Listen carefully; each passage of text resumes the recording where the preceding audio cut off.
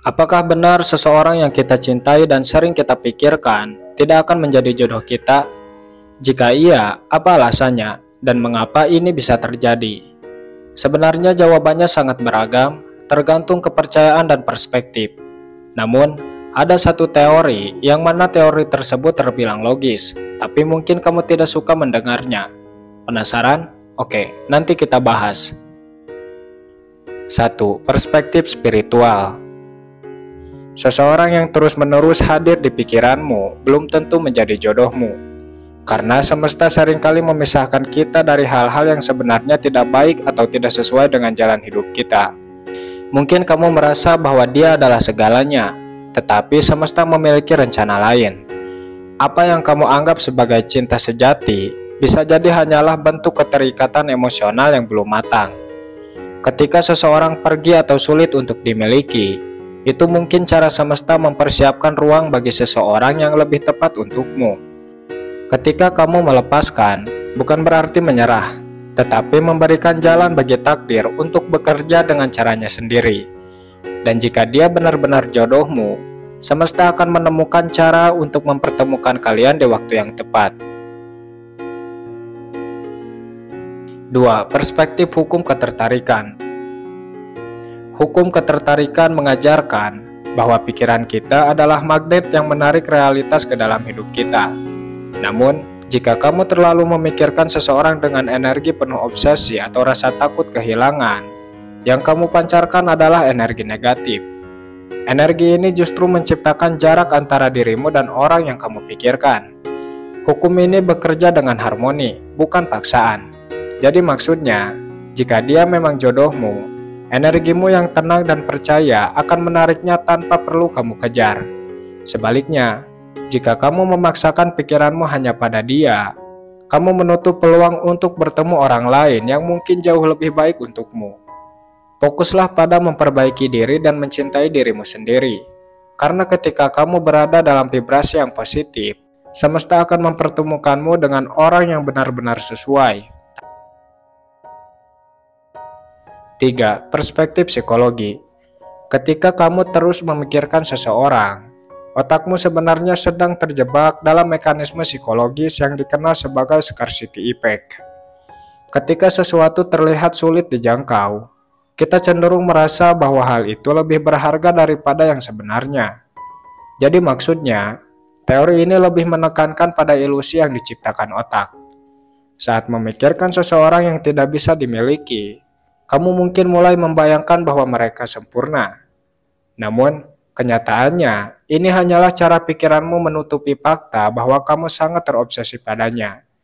Akibatnya, kamu mengabaikan kenyataan atau peluang lain yang sebenarnya lebih baik untukmu. Semakin kamu fokus pada seseorang yang tidak terjangkau, semakin besar resiko kamu kehilangan kesempatan dengan orang yang benar-benar cocok untukmu. Cinta yang sejati tidak datang dari obsesi. Cinta adalah tentang hubungan yang nyata, saling menghargai dan saling memperjuangkan, bukan hanya tentang siapa yang terus hadir dalam pikiranmu. 4. Perspektif realitas sosial. Dalam kehidupan nyata, cinta tidak selalu berakhir bahagia. Ketika kamu terus memikirkan seseorang yang tidak memiliki perasaan yang sama, itu bukan cinta sejati, melainkan harapan sepihak. Hubungan yang sehat hanya bisa tumbuh ketika ada timbal balik. Seringkali seseorang yang kamu pikirkan mungkin bahkan tidak menyadari keberadaanmu, atau lebih buruknya lagi, dia tidak memiliki minat yang sama. Terus memaksakan pikiran padanya hanya akan membuatmu terjebak dalam ilusi, sementara kamu mengabaikan peluang cinta yang lebih nyata di sekitar. Melepaskan bukan berarti menyerah, melainkan menerima kenyataan bahwa kebahagiaanmu tidak tergantung pada seseorang yang tidak bisa mencintaimu kembali.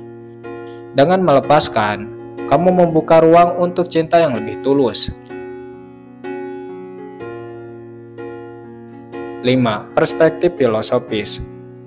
Dalam filsafat hidup, ada prinsip yang mengatakan bahwa semakin kamu mengejar sesuatu dengan keras, semakin besar kemungkinan hal itu menjauh darimu.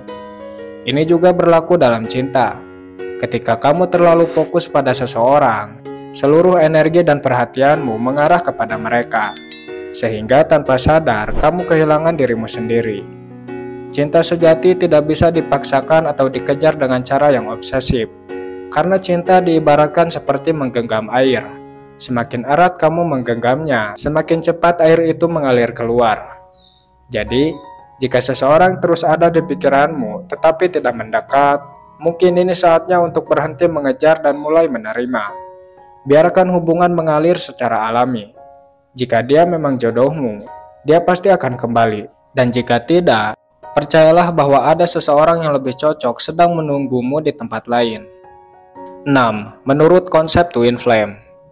Dalam konsep Twin Flame, seseorang yang terus hadir di pikiranmu bisa jadi adalah bagian dari jiwamu. Tetapi bukan berarti dia pasti akan menjadi jodohmu. Twin Flame sering digambarkan sebagai cermin jiwa. Tujuannya untuk mengajarkan pelajaran penting, memicu pertumbuhan spiritual, dan membantu menemukan tujuan hidup. Hubungan Twin Flame seringkali penuh dengan tantangan dan ketegangan. Jika kamu terus memikirkan seseorang yang sulit untuk dimiliki, bisa jadi hubungan kalian adalah bagian dari perjalanan Twin Flame. Namun, dalam banyak kasus, Twin Flame tidak ditakdirkan untuk bersama secara romantis. Mereka datang untuk membantu dan menyembuhkan luka batinmu, atau bisa juga membuatmu lebih memahami dirimu sendiri. Jika orang yang kamu pikirkan adalah Twin Flame, pelajaran terbesar yang bisa kamu ambil adalah melepaskan keterikatan emosional. Hubungan ini mengajarkan bahwa kebahagiaan sejati tidak datang dari memiliki seseorang, tapi dari pertumbuhan pribadi dan cinta terhadap diri sendiri. Ketika kamu memahami konsep ini, kamu akan sadar bahwa tidak semua cinta yang dalam harus berakhir dalam kebersamaan. Tapi jika dia benar-benar Twin Flame dan kalian ditakdirkan bersama, kalian akan dipertemukan kembali di waktu yang tepat, ketika keduanya sudah siap secara emosional maupun spiritual. 7. Menurut teori ikatan batin. Dalam teori ikatan batin, hubungan antara dua orang dapat terjalin melalui koneksi emosional, mental, atau spiritual yang mendalam. Jika seseorang terus-menerus hadir di pikiranmu, ini bisa menjadi tanda bahwa kalian memiliki ikatan batin yang kuat. Namun, keberadaan ikatan ini tidak selalu berarti bahwa dia adalah jodohmu. Ikatan batin seringkali melibatkan energi yang saling terhubung, di mana kamu bisa merasakan kehadiran atau memikirkan seseorang tanpa alasan yang jelas. Namun, penting untuk dipahami bahwa ikatan ini tidak selalu berjalan dua arah. Kamu mungkin merasakan keterikatan yang kuat, sementara orang itu tidak menyadari atau bahkan tidak merasakannya sama sekali. Ikatan batin ada untuk alasan tertentu, seringkali sebagai pelajaran atau proses penyembuhan emosional. Seseorang yang terus kamu pikirkan mungkin hadir untuk membantumu menghadapi luka batin, memahami dirimu lebih baik, atau melatih kemampuanmu untuk melepaskan. Jadi, meskipun ikatan batin terasa nyata, bukan berarti orang itu adalah jodohmu. Hubungan sejati terjadi ketika ikatan batin dibarengi dengan komitmen, saling pengertian, dan keinginan bersama untuk membangun masa depan. Jika tidak, ikatan ini hanyalah sebuah fase dalam perjalanan hidupmu menuju cinta yang lebih besar. Jadi, untuk kesimpulannya, ketika seseorang yang kamu pikirkan ternyata bukan jodohmu, itu bukan akhir dari segalanya. Semesta mungkin sedang mengarahkanmu kepada cinta yang lebih besar dan lebih sejati. Mungkin di awal kamu sulit menerima kenyataan ini, tetapi ini adalah kesempatan untuk bertumbuh dan menemukan kebahagiaan yang lebih dalam. Percayalah, semesta tidak pernah salah dalam mempertemukan hati yang benar-benar tepat.